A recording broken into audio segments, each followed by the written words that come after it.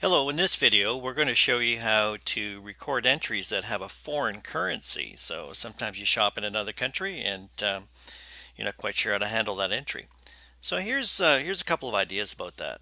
Um, on one hand, you could make the entry immediately with the invoice you have, and then later when the bank statement comes in, you can adjust it to reflect the actual conversion that your bank used to convert that into your currency. So that's one way. Or you can simply wait until you see your bank statement and then make the entry off the bank statement. And that way you know exactly how it turned out. But anyway, let's say, for example, you wanted to make the entry right away. And so you made an entry on the 16th of December. It came from your Visa card, and it's personal because you're probably traveling or something, and it might have been something to do with entertainment.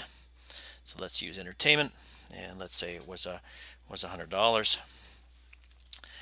and it was actually, let's say it was 100 US dollars or pesos or whatever the foreign currency might have been for you, or Canadian dollars for that matter, depending where you're from.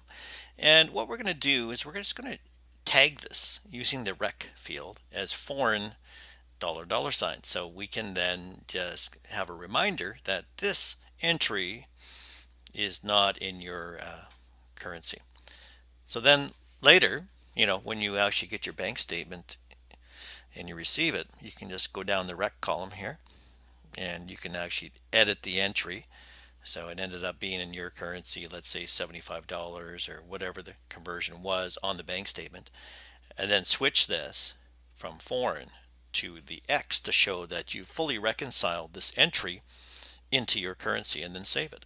And now you can see that this entry has been fully reconciled and adjusted for your particular currency. And I hope you find that helpful. Thanks for tuning in.